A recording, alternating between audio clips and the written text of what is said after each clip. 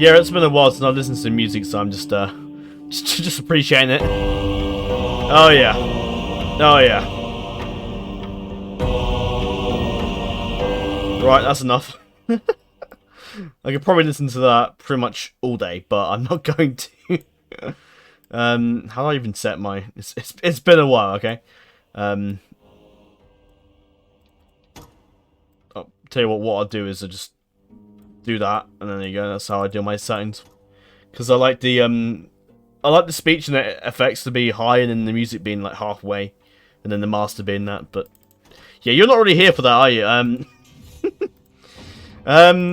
So yes, it's been a very long time since I've done one of these kind of videos. Now, of course, this is a Hotseat overview for the custom campaign Faction War Tyronia Hotseat. Since then, it's things have changed since I set this Faction War Hotseat up. I set this Hotseat up, I think, about September, I think, of this last year, not this year, sorry, last year, and when I set them up, they were called Faction Wars. Now they're going to be called Kingdom Wars, but for the sake of this video, they'll still be called Faction Wars.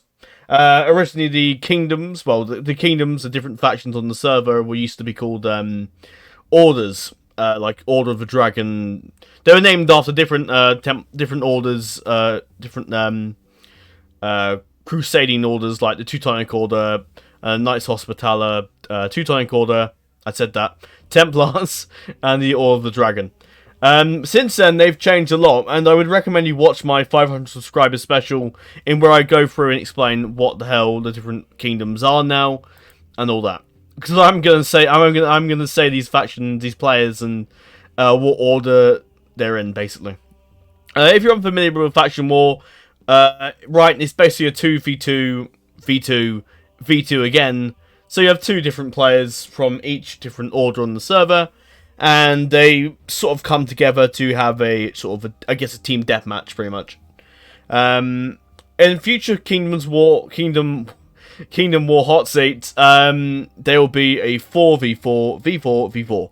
It's a bit complicated, isn't it? But anyway, let's go on with this. So, for the Kingdom of Elantawa, which means Star Garden. I'm trying to remember this all, sorry. The Holy Roman Empire is being played by Bert, or Bert Burrows 1.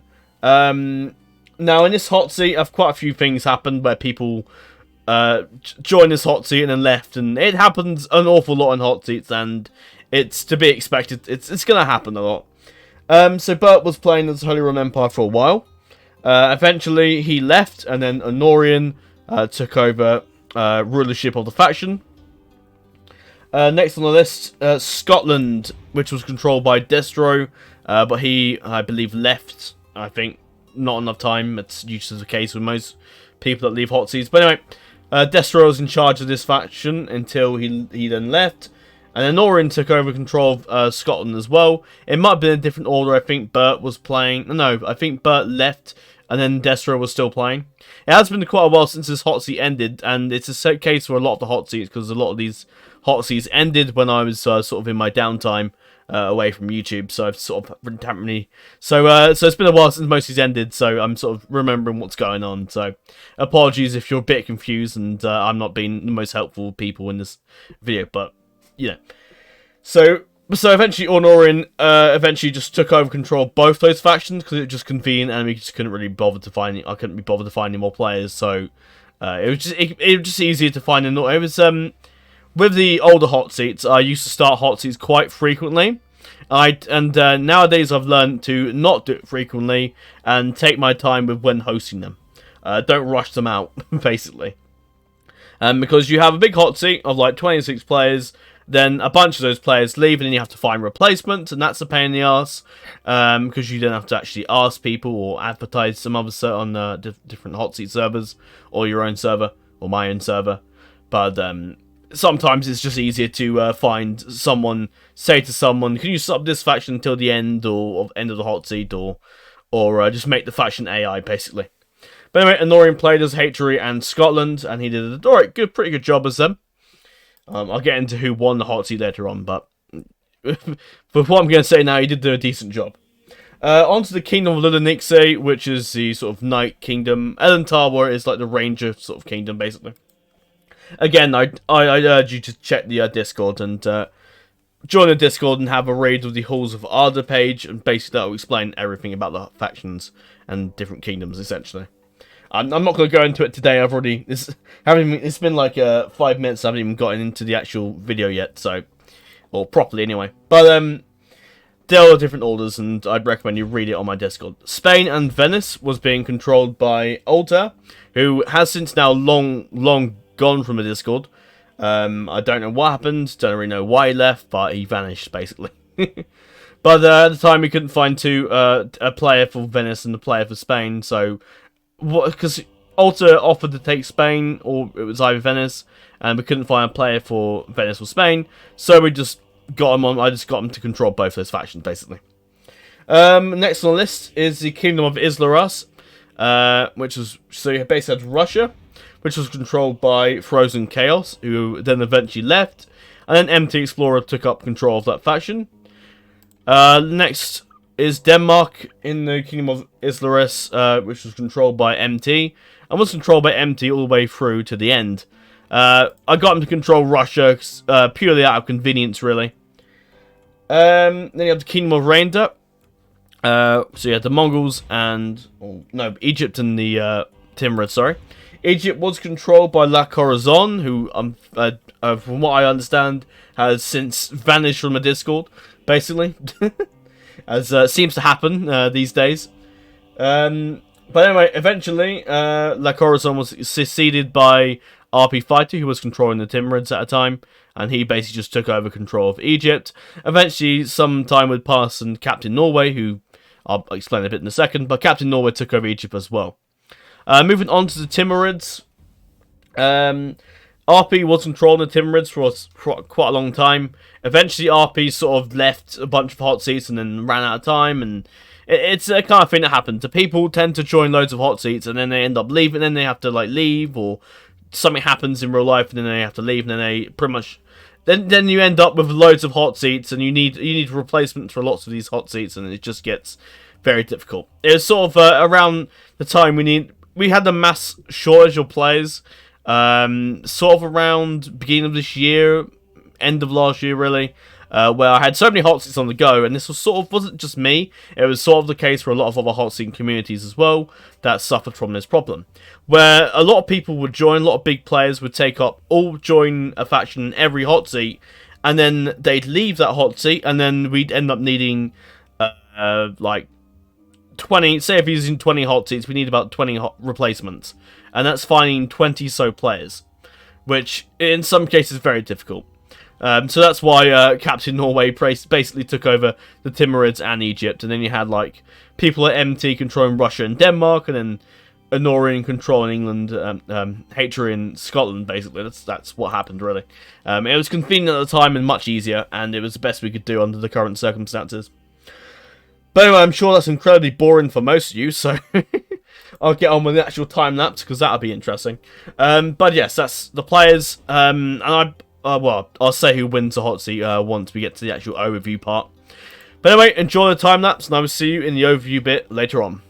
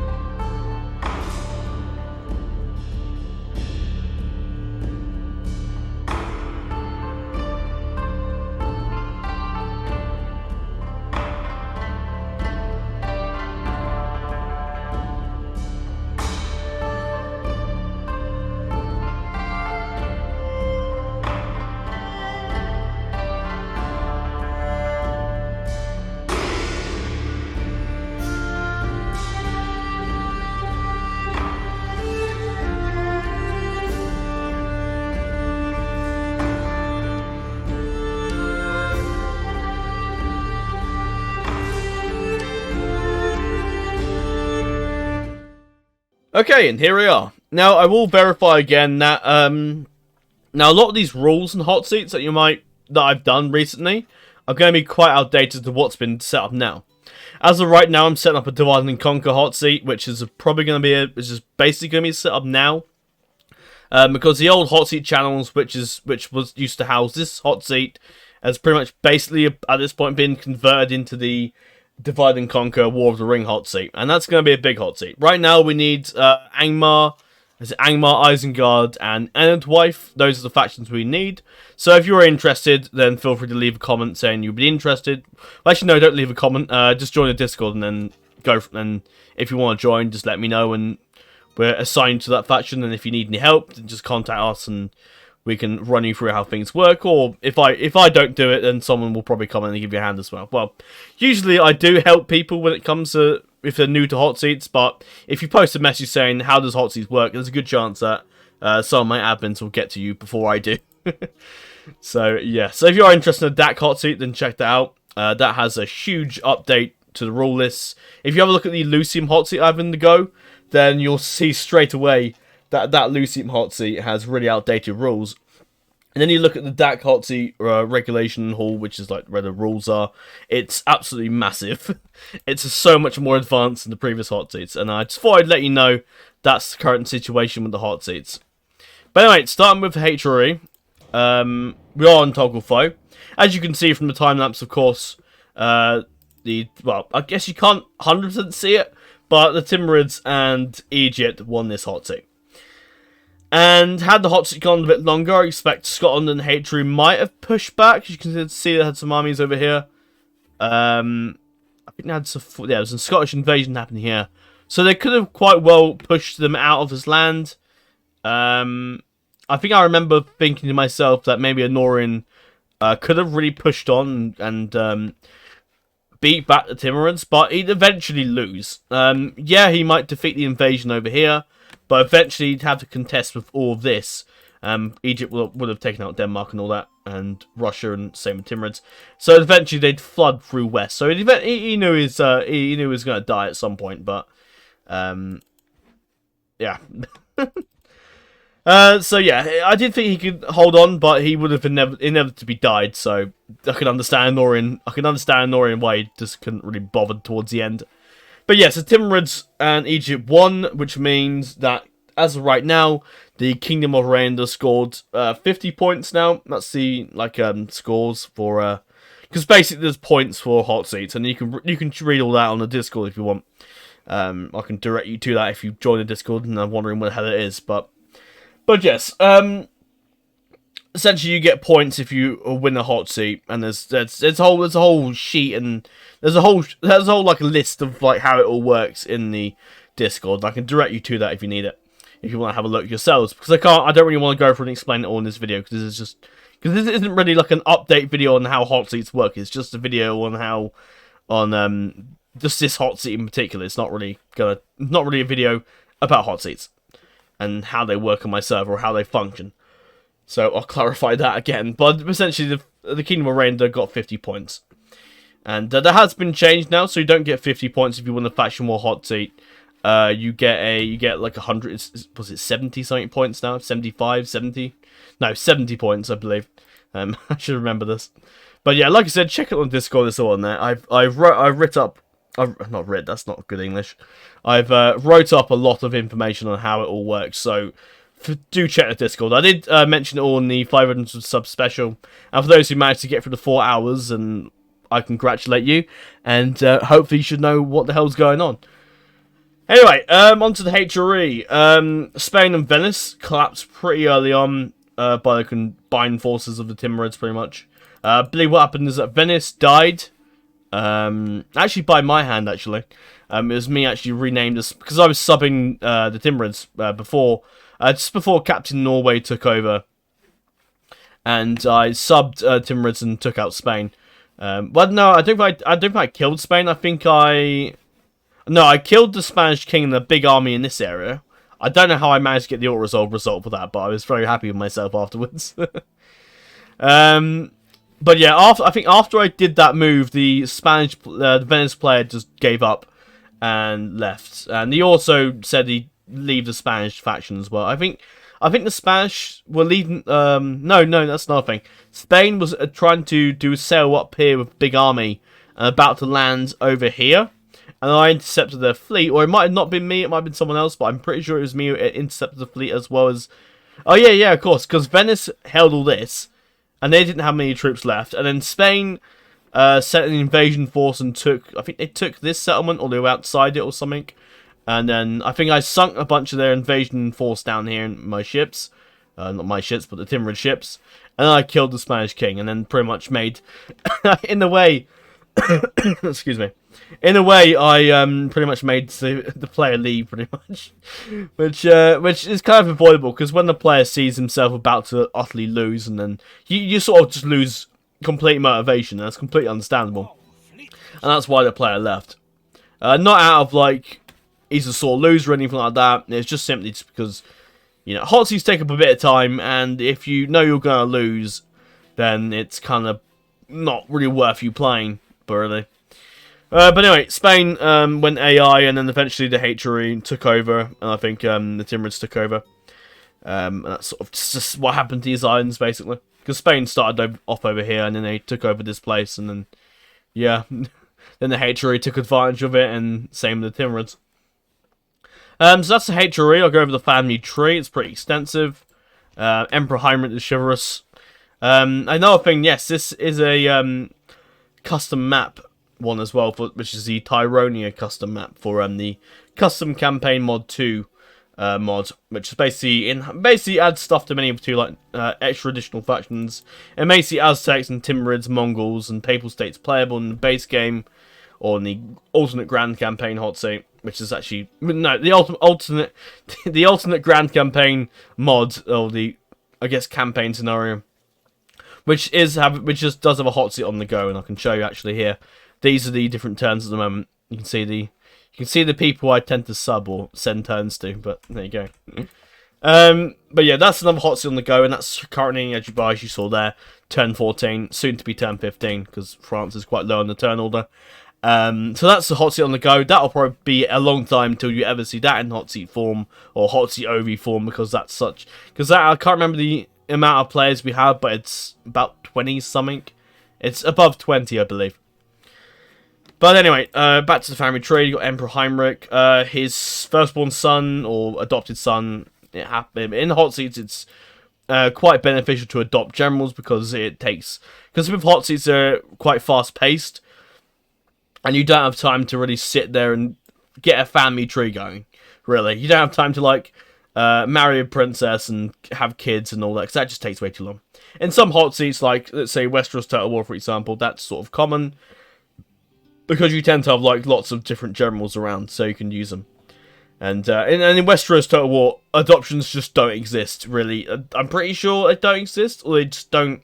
It's very frowned upon, basically, I'm pretty sure in Westeros Total War, or in Westeros history, adoptions isn't really a thing. I mean, you have, a son, you have, some random guy, right, and he's basically your squire, and I guess, a ward, basically, but he's not your adopted son, or no, it's not officially adopted into the family tree, is what I'm trying to say. But yeah, in Westeros, Hotseats are likely ban adoptions. I did in the Ice and Fire Total War Hotseat, but anything Westeros or Game of Thrones related, I'll probably ban adoptions because it doesn't make any sense at all. In any other Hotseat, it'll probably be allowed, because I've done before where I've had tests of I've done Hotseats where I've tested the banning of adoptions and seen how it will go. The tests weren't really that fruitful, so I probably won't be doing the no adoption rule for every single Hotseat. Plus, it takes a lot of time for me to admin as well.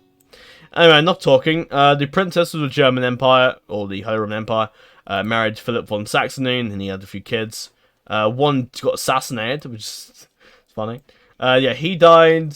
Fritz von Holstein appeared, and then this guy as well, who's currently the faction heir. Then moving over to this guy, Jonas Solia, or however you pronounce that. And then you got Lucas von Habsburg. I don't think he's an actual Habsburg relative, but he's But anyway, that's the Holy Roman Emperor family tree. As you can see, they had quite a big army up this way. So they're probably heading over to defend Arle against what was coming, pretty much. They had a general coming over. Oh, Jonas Salia, or Salia, I don't know. And then Emperor Heinrich was coming over to join as well. Oh, we've got some HRE armies over here, likely to be on the defensive for when the Russian, well, not Russian because they're on the back burner, when Egypt and all that would come through. Byzantium was AI, but I've turned them human just so we can have a look at them later on. There's quite a few rebel. Oh yes. I'm not sure if it was me who subbed them or I think it was actually. I think I was playing as HRE because I had to sub their turns. Usually happens. That's why I'm the admin. That's what admins do basically. So I'm pretty sure I subbed Natsk, one of the HRE forces, and I attacked. I think this was the last English settlement. I haven't looked at the time lapse beforehand, so I can't quite remember. I'm afraid, but I'm pretty sure I took this settlement. Had the last English settlement, and I took it, and then England basically died, and now all was left is rebels basically. But yeah, it's pretty big HRE arm over here. Pretty much preparing for an attack from the east. And of course you had the HRE forces that went down here. Fritz von Holstein led the colonization along with Prince Jens onto this island down here. But that's pretty much the HRE. Did they have a navy? I imagine they got a load of agents. Yes, they do. Some have been killed off and assassinated, I'd imagine. I got one admiral which was attacked. Not sure when that was attacked, but it's attacked basically, or it's probably sitting now. Yeah, it probably been in the fight and then just sat in his port or something. I'm not sure. Like I said, this Hotseat. If you go to, I know it hasn't really been a professional video really, but it's. I'm struggling to fit the time in to record videos as it is, so yeah, that's when the Hotseat ended, 14th of August, and since then, that was a day after my nan passed away actually, because I was still doing Hotseat jobs here and there just to take my mind off things really, so that wasn't there really. I think it ended. Did it end the day after, or did it end just before? I think I'm not quite sure. I think this Hotseat ended earlier than that actually, because I think I'd set up the. I'm not sure actually. I'm pretty sure it ended then, but I could be wrong. It's been a while since I've checked in. I should have really, prior to this video, I should have checked everything and checked when the Hotseat ended and checked everything. But I just can't be bothered. I'm not making money out of this. It's not as if I'm paying.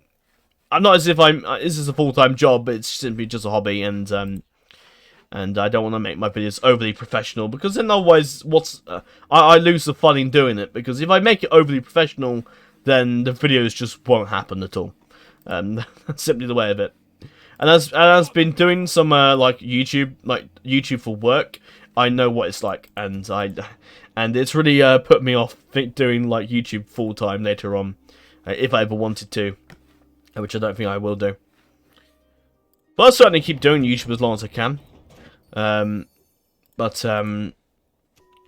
don't know. I think Scotland was made AI. I think at one point. I don't know what request or what, but they are on auto manage. So unless the player just put them on auto manage, I don't know. But yes. Oh yes, I forgot to mention the names of the factions. But yeah, doing YouTube full time wouldn't happen. But I certainly like to keep doing YouTube as long as I can. But please remember, it will just be a hobby. Russia is Mother Russia. Nice. Egypt's been renamed to the Sultanate of Hirima. Hirima, I don't know. Viking Raiders, well, Denmark's been renamed to them, which is fitting, I suppose. And the Timurids were changed to the Horde of the Vulon Coast, which I believe was a name. I think these were names done by RP, and those two, Russia and Denmark, the names were changed by MT or MTE. On to Scotland, I suppose. Oh, I missed the ambient music of Scotland, because I did a Scotland campaign a while back. Yeah, it was ages ago. Now, it's about, last year, I think, or earlier this... No, it's earlier this year. It wasn't that long ago. But yeah, I've done a Scotland campaign long ago, and I'm listening to the ambient music of Medieval 2 and just thinking, such a good game. Really. I know some mods like Medieval Kingdoms 1212 AD might overlook this completely, but you can't... I still get what's the word? I guess not flashbacks, nostalgia. That's it. By playing this game, I'm not even playing the game. Just sitting on the screen, browsing the family tree and just like just being here. It's great. So King Malcolm died peacefully. He must have been. I think he started off quite old, didn't he? I think. Over this side we have Ida Canmore, who just recently came of age. Okay. David Canmore was assassinated. Interesting. He had a son. Alexander Canmore is still around. And then over here, King Edward is pretty good. A notorious berserker, pretty decent traits, not bad. He had a son, Roy McConnell, died of the plague. Mac Dubuck, oh god, the Scottish names. Mac Dubuck. Right, let's try it again. Mac Dubuck. Fucking hell. Mac Debauchon of Clare. Okay. I should know this. I went to Inverness for 2 weeks not long ago. So, well, I say not long ago. It's about a month ago now, really. But yeah, Scottish names. Yeah. Yeesh. Right. Prince Gillypatrick. That's funny. That's I think Gillypatrick. He was like the faction heir of I think one of my he's like the faction heir, I believe, in my campaign. Oh, he's got the plague. Ah. Not good. Oh, he's also got the plague as well. Have they all got the plague? No. I know a couple of them have, but okay. Hugh, even the name Hugh, that was the name of one of the family members in the Scotland campaign. I remember that. Gillypatrick. Yeah, sitting on the screen just reminds me of how much I want to play like historical Medieval 2 again. Like, when I say historical Medieval 2, I mean the historical mods of Medieval 2, like Staying Still, Last Kingdom, Broken Crescent, Tassadum's Total War, etc. I'm sure I definitely will at some point. But anyway, on to the subject at hand. Gillypatrick, who had Gordon Inch Mertwin, and Adam of Orkney, or Edom of Orkney, I think it is, with the accent. I'm not sure, but there you go. Anyway, this is a Scottish city here, and Nor, which is over here, with a pretty decent army. Again, defending against the horde that would come. You had another army over here, King Edward, which seems to be moving west, but I think someone moved him east. I don't know if that was me subbing or what. Oh no, I think it was because they were under the AI, weren't they? That's why you've got a few random armies around here, I think. King Edward leading an army, heading eastwards. Is that it? Oh no, oh yeah, no, of course not, because these armies over here heading to take Naju, what I would say. They got an agent in there as well. So yeah, that was Scotland. Did they have the fleet at all? Yes, they did. Oh, they've got quite a few ships. Nice. So wasn't too bad when it came to navies, I suppose.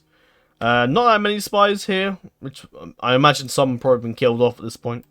And then the princess, of course. But that's basically it for Scotland. Not too much to really fill you in on. With Hotseat overviews, I like to just talk about the faction, show the family tree, because that's always interesting, and I guess show diplomacy, but it's a faction war Hotseat, so you're not automatically allied, but you're basically automatically, well, it's in the victory conditions. You can either go to war, you have to fight these factions to win the Hotseat, so you have to. It's by law, basically. It's the rules of the Hotseat. If you don't abide by them, then you'll be made to, or you just be asked to leave, basically. But yeah, with Hotseat overviews, I like to show the armies around, the agents, and all that. It's not really. With Hotseat overview, I don't really know 100% always. I'm not 100% sure what to always show you guys. Do I show you the buildings that have been built in this place? Do I show you the buildings? Do I show you what can be recruited here? Do I show you other things like I don't really know. Feel free to like suggest or like say what you think, what you'd like to see in Hotseat overviews, so I have a general idea. Because in the past it's just been me showing armies, seeing what's around, checking the family tree, and that's really it, really. But anyway, that's about Scotland, really. But yeah, let me know what you'd like to see, really. And oh, that's Naju, isn't it? But yeah, oh, okay. But yeah, it would really help knowing what you guys are interested in, really. Anyway, on to Russia, which, as you can see, is sort of held land over here. You can tell they held Moscow before they lost it, and Leningrad and Minsk. But that didn't go well. They have a decent army down in the south here. Kaliningrad, which is this basically. I don't know why they've auto-managed on, but I don't know. That drill square has been destroyed. It's been sabotaged by the looks of it. This is what they had. A few decent troops. Not much really to really stop the Timurids or the Egyptians. They were. I mean, this was their last decent-sized army, and then that was it, pretty much. I guess you had something at Stalingrad, but that wouldn't done much. There's some troops up in Chizon, but I don't really... But, yeah, Russia was going to die very easily. And especially once all these troops got together. I think there's some over... Oh, that's... Okay. But yeah, there's quite a few armies about... eventually would have come together and wiped out Russia, and then Denmark would have... Well, Denmark would have gone before Russia, I'd imagine. But yeah, that's Russia. Onto the family tree. Okay, a lot of people died. Oh, they both died peacefully. That's interesting. 2 years ago, Grand Duke Yisvalod died peacefully. Okay. Also, I will note that the turns per year is a bit quicker in Hotseats, because every time you end the turn, like you go to another player, that counts as like, I guess one season, or like one, like that counts as like the summer turn, and another turn is a winter turn, and it counts as 2 years. So 2 turns per. So basically, when you do 2 turns, like you play Russia and Egypt turn, then you get to Denmark turn. It's been a year basically, unless you change the turns per year, which I have done in some hot seats. Like the DAC hot seat, that's 6 turns per year, so years won't pass as quickly. Which is another reason why because I've started doing that for a lot of hot seats where. Because I find that generals die very quickly, even in the base game and even in hot seats and just my campaigns in general, that I've decided to just up the turns per year in some hot seats just to keep generals alive a bit longer, really.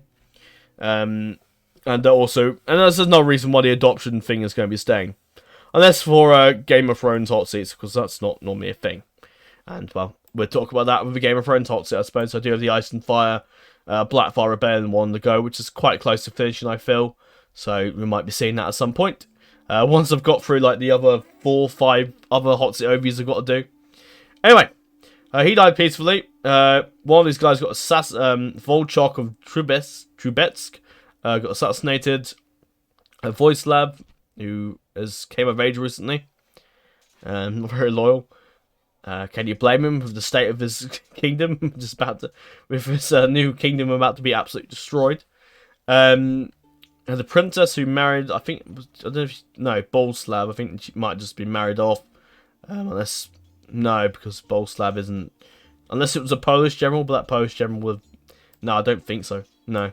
I might have just been an option that popped up saying adopt this general. And that's probably what he did. Onwards. Grand Duke Vladimir died in battle, which is interesting. His firstborn son, Miroslav, died in battle as well. I think they died together, I believe. Yeah. Yeah. Then you had Grand Duke Ivan, Prince Chernek, and Mixael, who also came of age from the looks of it. And Jurena. That's it, really. There's not many family members in here, is there? So, yeah, that's Russia, really. Did they have much agents? Yeah, but not too many. Well, I think being about the same as Scotland, I think. But Russia was close to dying, sadly. Of course, in these overviews, I don't want to sound too brutally honest.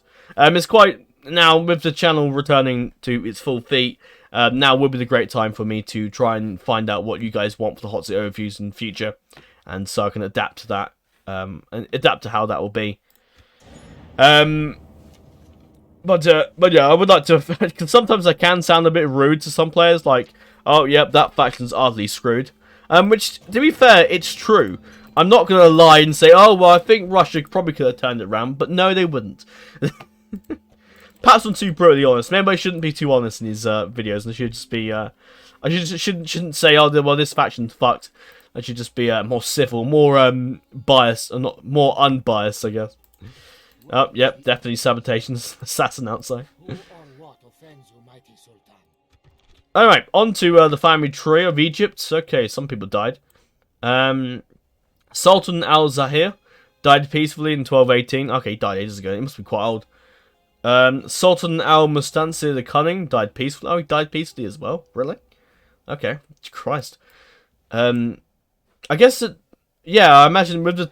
Yeah, with the turns per year as well, that probably speeds up the process of people dying, I think.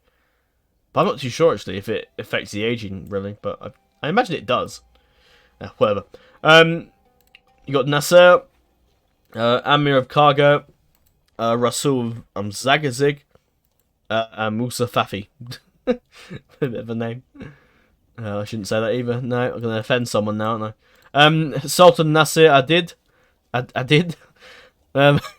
Nasir Adin. Oh god, I can't. Sometimes these names I can't say them seriously. I'm sorry. I mean, come on, look at that one. Al Mutter Weklil Shadi. Eberlossi Shadi. Yeah, I'm officially racist. Sorry. Crown Prince Amid Adin. Sorry.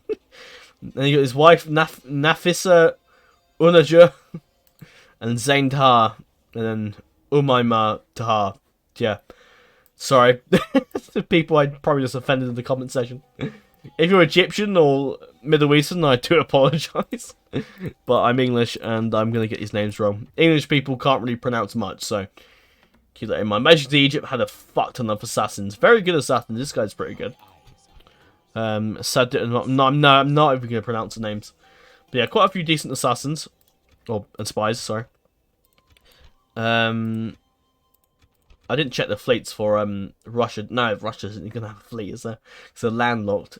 Unless they recruited mercenary ships, but I don't. No, they don't seem to have any ships. Okay. Maybe Timurid is the naval. I guess Timurid has... Yeah, actually, to be fair, that makes sense, because Egypt doesn't even have a port. And is again landlocked, so makes sense. This faction here, I believe that was the Turks. I think the Turks were here.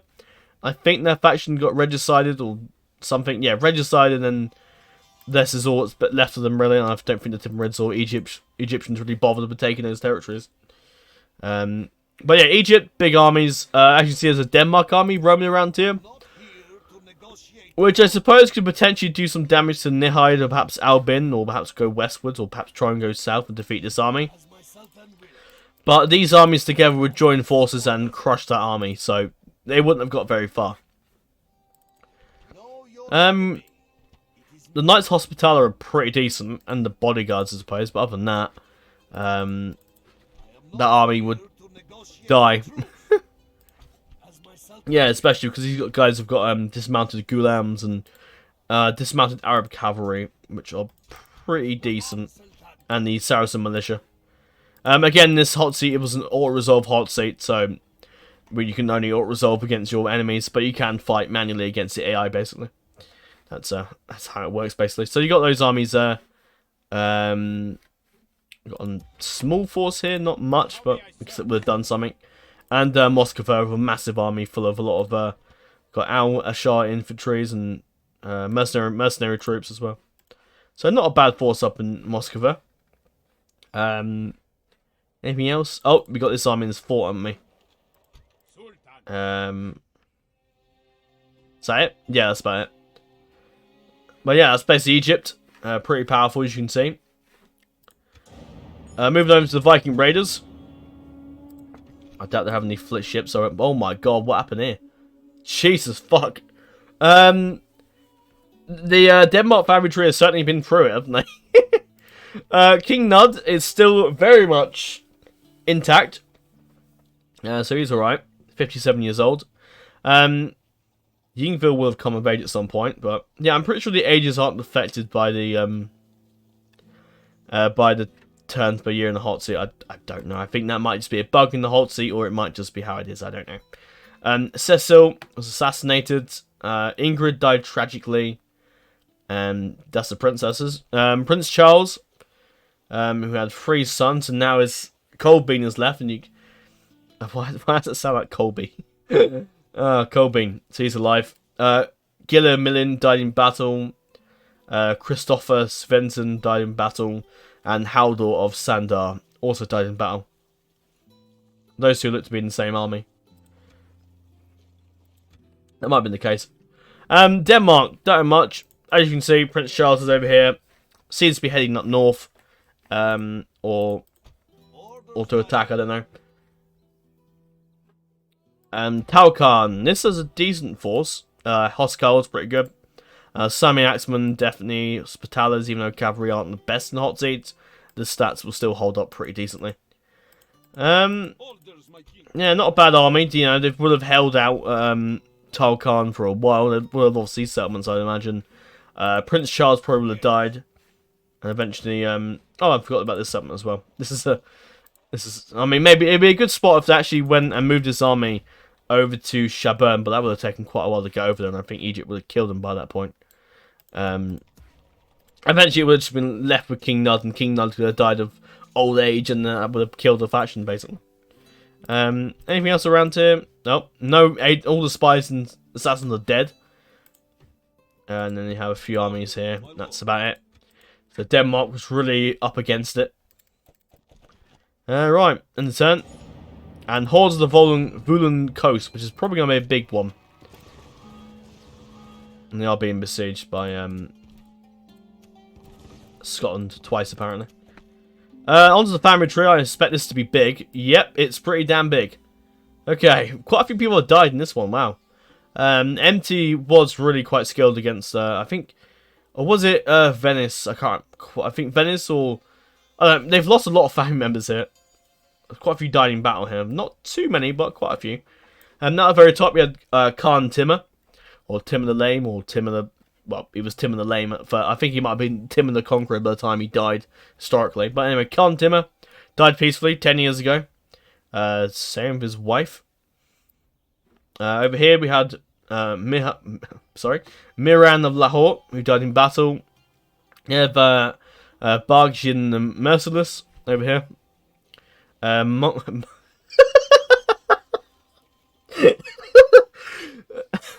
Monkey of Talus.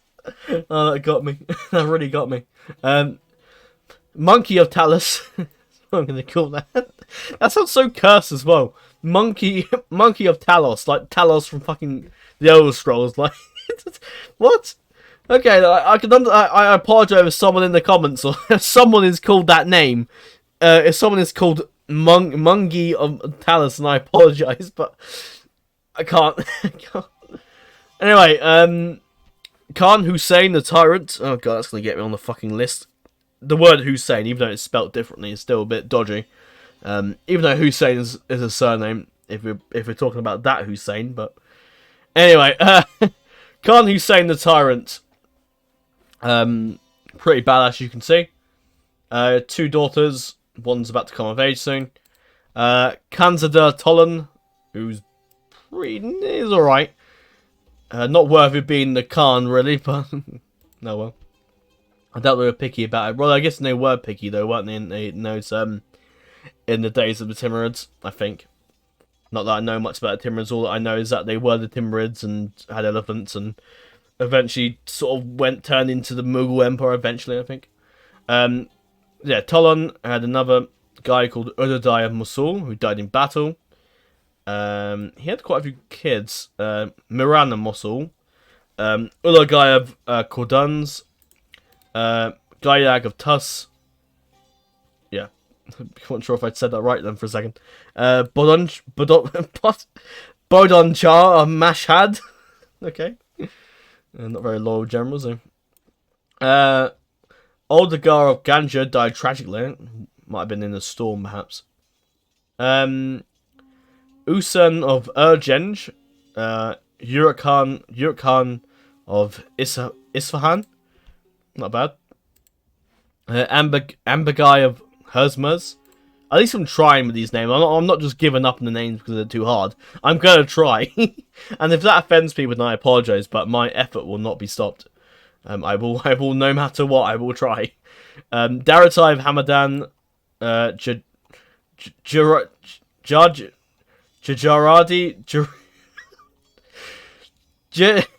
Jajaradai of Yazd, okay, and Sharuk of Tashkent. Lovely. Okay, that's the Timurid family tree, pretty big, as I expected. Quite a few armies, you can see. I'll get into that in a second, but yeah. Quite a few fleets. Don't seem to have the best fleets. Dulls from the look of it. Oh no, they did have mercenary ships. Yeah, it just seems to have Dulls. Is it Dole or Doe? No, not Doe. dull, I think. Not that much in fleet-wise. I thought they might have had a bigger fleet, really, but there you go. Right. That's Timurids. Where's the armies? Oh, yes. This was the Papal State area, and they still exist now because you can't really kill the Papal States. Sima, wow, look at that experience. You can tell this army fought the Papal States manually because look at the experiences and chevrons on the cavalry units, especially these missile cab here. This missile cab really did the number on the Papal States, I can imagine. So that's them. I'll check out the Papal State later. As you can see, they took okay, Bollinger and Yusen and Canada took these islands here, and these ones here. Oh, there's an army here. I imagine he would have disembarked that. There's a big army here that probably would have sailed up and attacked Pergrel, or would have sailed down to perhaps fight the armies in the south. I was going to say he could do a night fight and split them up, but I don't think that. But he doesn't have night fighters, so that's not going to work. There was a historic battle here. Prince Henry versus the Aztec. Oh, that's ages ago. That's ages ago. That's when the Aztecs lived in these parts. Dara-type Hamadans moving down with lots of Aztec native mercenaries. Big army up here, led by Huracan up here in this way. We got some. That's an interesting army, really. You got a Timurid general and a bunch of native mercenaries, like Tlaxcalan mercenaries, Aztec, all sorts. And then you got some Irish kerns, as well. Excuse me, as well as the mercenary crossbowmen that I would assume have come from. Well, I don't know where they've come from anyway, really, I suppose. But it's quite interesting. Very multicultural army, that, isn't it, really? A lot of... you're led by a Timurid general, come from the Far East. And you got a bunch of Aztecs in your army, and a bunch of Irish people. As well as European mercenaries. Interesting. This army is quite large over here, being led by... Oh, the Khan himself. So he would have done a number on that place, I'd imagine. He likely would have been the one to kill Emperor Heinrich. He had a decent army, quite a few mercenary units, had some Sabadar militia, and some halberd militia as well, not bad, okay. Not a bad army up there. Anything more around here? I don't want to miss things really, but if I do, I do, but, you know, not much I can do about it. Anything here coming over here? No, it doesn't seem to be. I think they might be moving this army over. They might have had to give him a general though, but that army might have been alright as on its own. Really, probably wouldn't need a general. That's that. They did leave Spanish King's Rest after I renamed it, because I did rename it to that actually. Anything down here, or is there most of the armies is in other places? I'd imagine so. I can see why Denmark tried to bring this army down here. I just imagine. If I was Denmark, I would have brought the army all the way down here and started attacking Stambros and Anamat and Hirima and all that. That's where they got a name for Sultan of Hirima, was that place, which is cool. And Voulon down here, yeah, the Voulon coast, which is this. I like that. I like the fact that they've renamed their factions to, I guess, more appropriate names if they lived in this area, which is cool. I like that. If I did another Hotseat down this area, I'd likely rename the factions myself, because I recently discovered how to. I got this army up here. I think that was the deal with the Russians, if Egypt couldn't handle it, or just head westwards. And they had some... Is that Afghan jab, yeah. That's interesting. What else have we got? Anything... Oh no, it's an army here. It's quite battered, but it's an army nonetheless. And, more troops moving about this area. This army might have gone... Excuse me. This army could have possibly have gone for the rebels, Captain Tezcan and Ungar, perhaps. I'm not sure if he would have done, though. Be interesting if he did, but... Doesn't look the case. Oh, is there yes, there is. There's quite a few of them. Site of famous battle, the Hall of the Voulon Coast, against Aragus de Cardinal of the Papal States. And... So I can't click on that. Oh, there you go. And Gaiog of Tus versus... Was that the same guy? No. But Gaiog of Tus is the same general for the Timurids. But it's a different general to Papal States. I think that's it. Is there any more bounds? I tend to like to point out those little things. They're quite interesting. That's the Timorous, right? As you can see, very fucking powerful. Yeah, they were pretty much the MVPs of the game, really. Although Egypt, no, then again, I won't deny Egypt was very good, powerful as well. But I think the Timorans were probably stronger. I think might be because they were controlled by both RP, who is a. I think when RP joined this Hotseat, it was quite new to Hotseating, I think, if I recall. But it was very good to begin with. He knew what he was doing straight away. And then Captain Norway took over. He's a very experienced Hotseat player as it is. He's been playing for, I can't remember how many years. You can let me know in the comments section below if you want, but I can't remember, I'm not actually sure. I don't know if I've even asked him actually. But he's been playing Hotseats for a very long time. And so controlling this faction, it's the moment I got Captain Norway to take control of Timurids, I probably knew that he'd likely win this Hotseat, and he did. He won the other one as well, and then he obviously did take over Egypt as well. But yeah, a very good player. If you see him on the Hotseat, watch out for him. He's really good, and especially if you're on a different team, Tim, as well. But right now he's just in one Hotseat at the moment. Anyway, round the turn, and we'll go have a look at some of the factions that were AI, and just to see what happened. So I like to look at the AI factions just out of curiosity to see what the hell happened to them, really, and how they fared against the players. The Byzantine Empire, as you can see, was reduced to Kotzen, basically, and don't have much, really. They have a decent army here with... Oh, that's funny. There's a bunch of Greeks and Welshmen in the same army. It's interesting. I can make this jokes about the Welsh because I'm Welsh. Oh, well, I'm not Welsh, but I'm quarter Welsh. I'm partly Welsh, so I can kind of make those jokes about Welsh and Greeks being in the same army, but it's not really a joke. I'm just stating the obvious. This is English army, by the way. Quite a few mercs. A lot of the AI gets money cheats, as well known. So although this is in debt, so maybe not. But the AI gets money cheats, as well known. So and they tend to, and the AI spams out units, so you're gonna see mercenaries and stuff in armies quite a bit for the AI factions. Anyway, family tree. Oh my god. 1 second. Apologies there. Emperor Alexius died peacefully. Oh, he died either this turn or around this bit. This side of the family did alright, didn't it? It's this side did badly. Yeah, John Comnenus, I think, who married Maria Comnenus, and then he died in battle. Nicolaus Myron died in battle as well. I generally, for a second there, thought that said Lumbertus Lockdown. I don't know where that came from, but that's what I thought it said for a minute. Anyway, Lumbertus Lucitus, or Lucitus, I think. You had, oh my god, that's a big fucking name. Vulgaratius, Vulgariotis, okay. And his surname, Radomiros. Jesus. And you had Emperor Kyriakos. I know Danny will probably comment on this and probably say, that's not how you pronounce the Greek names, because he's Greek. But if you do comment, then please let me know. I'd love to know the pronunciation of some of these names, because I do like to try and learn some pronunciations, even though I'm absolutely abhorrent at it, probably. But I would like to learn. I like to learn with these things. Anna Comnenus, crying out loud. Anyway, Prince Andronicus, and then the Isaac Comnenus as well. That's here. Looks like they've come of age, I believe. That's the Byzantiums, or the Byzantines.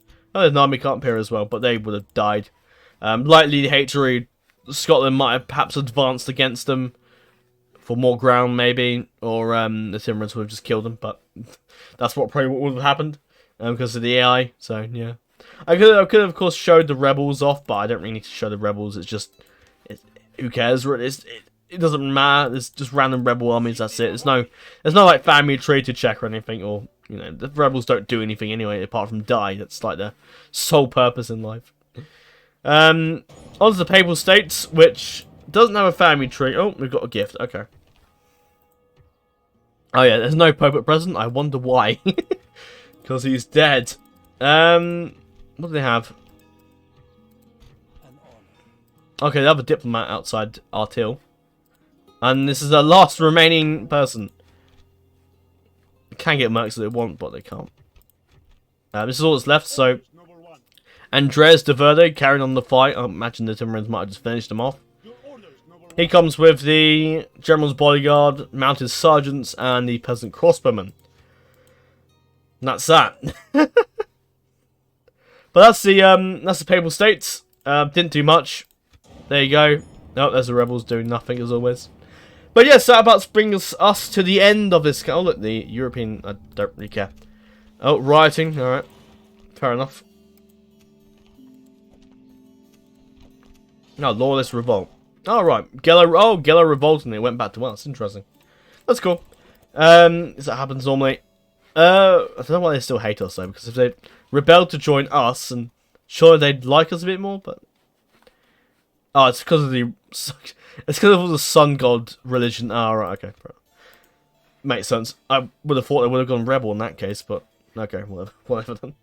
But anyway, that brings us about it to the end of the Hotseat overview. I know it's been quite the it's been fucking nearly an hour.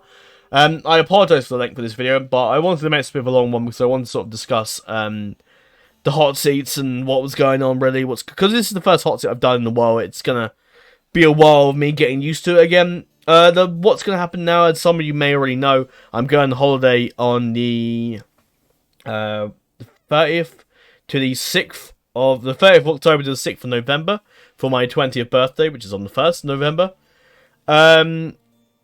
Now I'm gonna try and pre-record and do some videos. I don't know if I can, or I'll try and fit the time in, because I ideally want to get the final episodes of the Men of the Mountains and Brazil campaign up, and then I want to get to work on the new campaigns, which is going to be Casa Doom, which has won the vote. The last video we did, the Ardenheim and the Realm of Eregion campaign. I want to get those campaigns up and running so I can pre-record them, so I have something to upload while I'm away, because I've already been off like 3 or so months, and I've only made 3 videos so far since my return.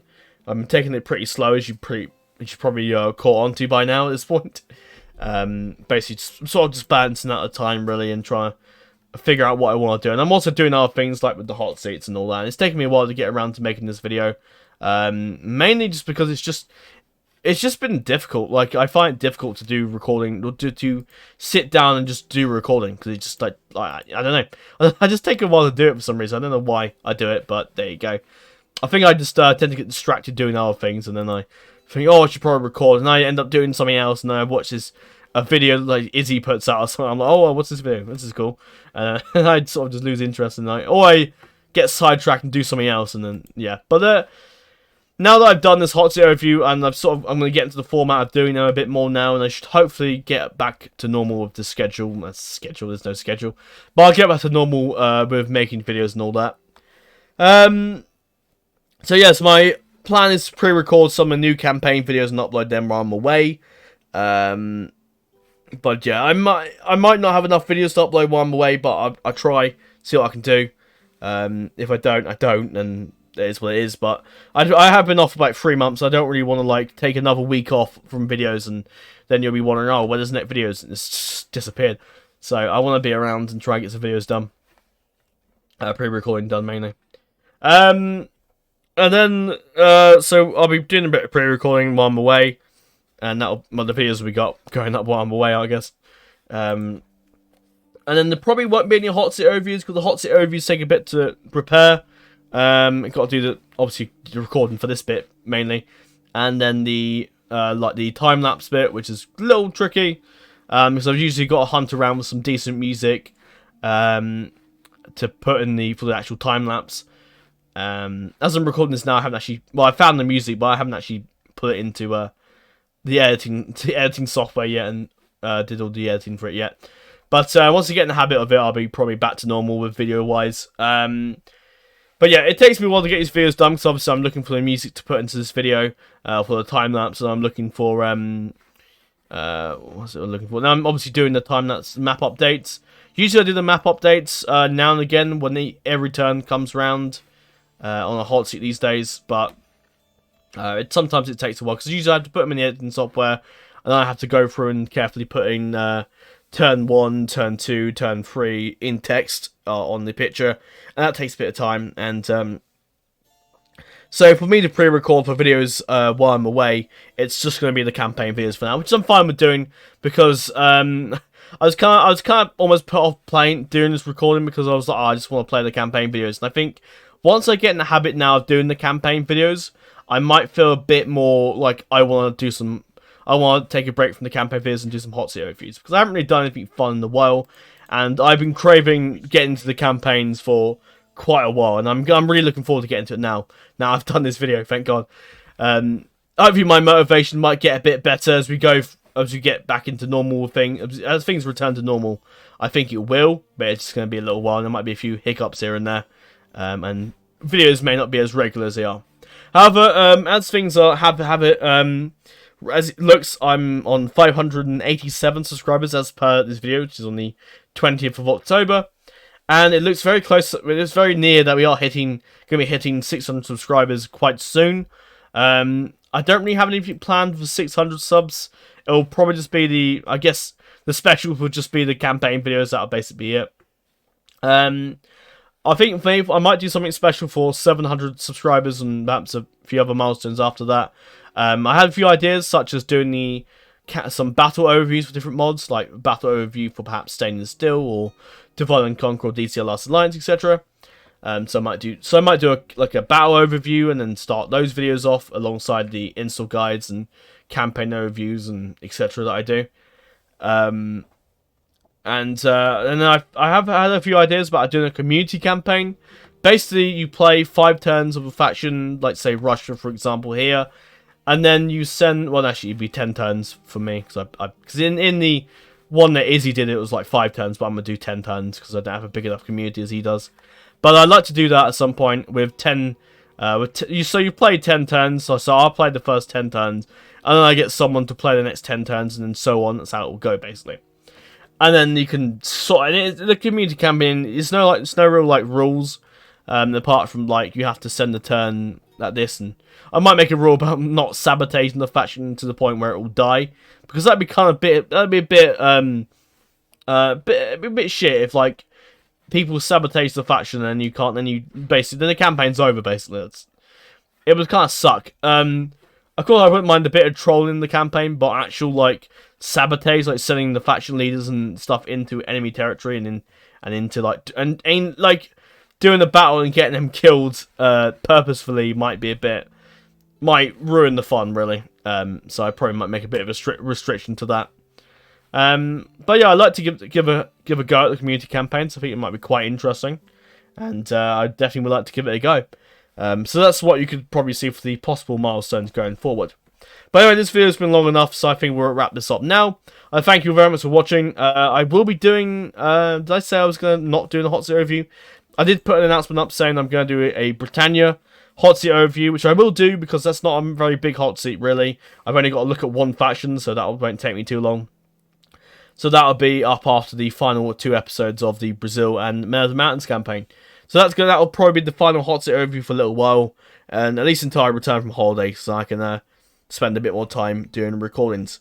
I also have some other sad news that I'd like to rehash again somewhere, but unfortunately my job contract has come to an end, so unfortunately I will no longer be working at Electric Games.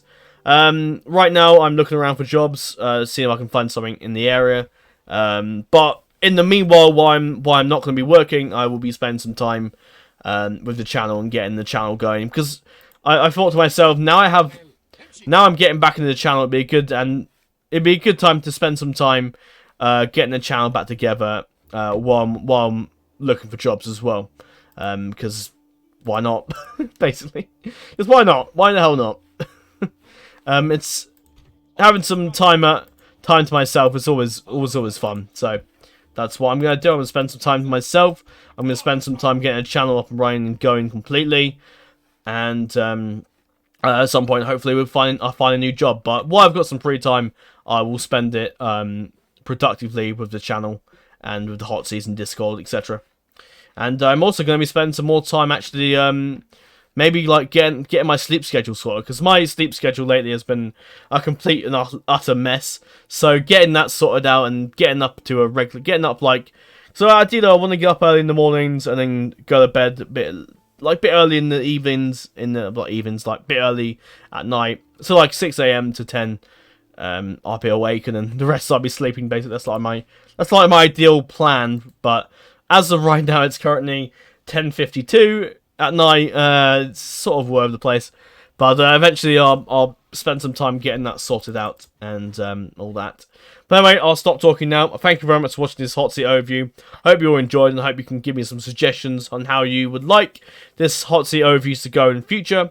Don't expect anything too over the top fancy editing wise, because that's I've proven time and time again that it's just too much of a chore for me, and I just won't enjoy doing it. So yeah, this is about the extent you'll get. You'll get like timestamps, a bit of editing up the loading screens, and the actual time lapses as well, and that's about it.